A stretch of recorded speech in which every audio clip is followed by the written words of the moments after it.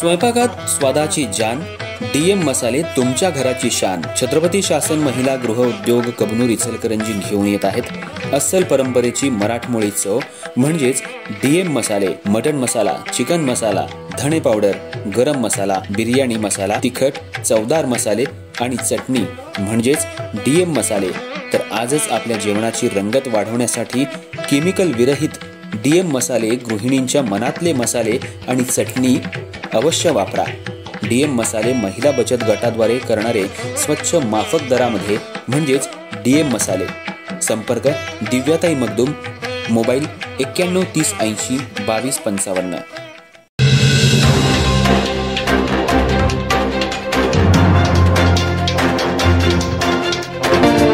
नमस्कार, मी तेजस्विनी मगदूम। एम मराठीमध्ये आपल्या सर्वांचं स्वागत आहे। पाहूया ठळक घडामोडी। इचलकरंजी शहरातील महापालिकेच्या भाडेतत्वावर दिलेल्या शाळेतल्या खेळाडूंसाठी राखीव असलेल्या मैदानात माजी नगरसेवक सागर चाळके यांनी डांबरीकरणाचा रस्ता करण्याचा घाट घातला असून याला परिसरातल्या खेळाडूंनी तीव्र विरोध दर्शवत महापालिका अतिरिक्त आयुक्त सुषमा शिंदे यांना निवेदन दिलं। इचलकरंजी शहरातील महानगरपालिकेची शाळा क्रमांक 23 ही काही वर्षांपासून भाडेतत्वावर माजी नगरसेवक सागर चाळके यांना देण्यात आली असून त्या ठिकाणी इंग्रजी माध्यमातील शाळा सुरू करण्यात आली आहे। मात्र त्या ठिकाणी असलेल्या मैदानात डांबरीकरणाच्या प्रस्तावित कामाला स्थानिक नागरिक आणि खेळाडूंनी तीव्र विरोध दर्शवलाय।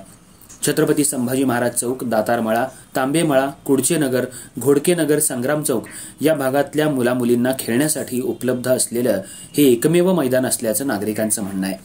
या मैदानावर गेल्या अनेक वर्षांपासून cricket, kabaddi, football, karate, volleyball यांसह विविध खेळांचा सराव नियमितपणे केला जातो। अनेक खेळाडूंनी याच मैदानावर सराव करून जिल्हा आणि राज्यस्तरावर घवघवीत यश संपादन केले। मात्र सध्या खासगी शाळेच्या सोयीसाठी मैदानात डांबरी रस्ता करण्याचा घाट माजी नगरसेवक सागर चाळके यांनी घातलाय। यामुळे खेळासाठी असलेली जागा आणखी कमी होणार असून मुलांच्या खेळाचे अधिकार हिरावले जातील अशी नागरिकांची भावना आहे। पूर्वी हे मैदान खूप मोठं होतं।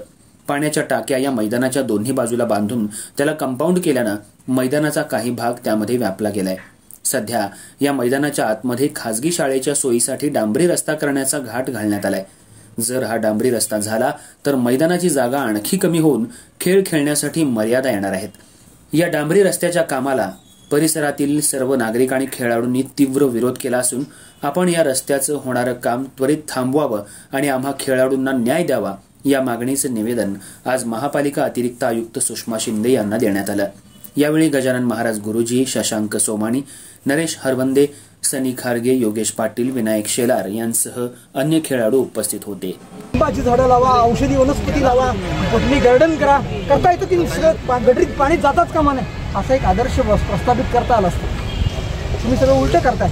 झाडं लावली, एकही झाड पर्यावरण पुरत नाही, एकाही झाडावरती पक्षी बसत नाही। काय केलं त्यांनी? आमची चांगली झाडं होती, सरांनी कट केले। वरचं पाणी पडते म्हणून तिथले सगळं पेळूला काढल्यात त्याने। वरचं सगळं इकडे इंग्रजी माध्यमाची शाळा काढून इथलं प्राथमिक शिक्षण जे नगरपालिकेच्या वतीने मिळणारं ते सगळं बंद करून टाकलं।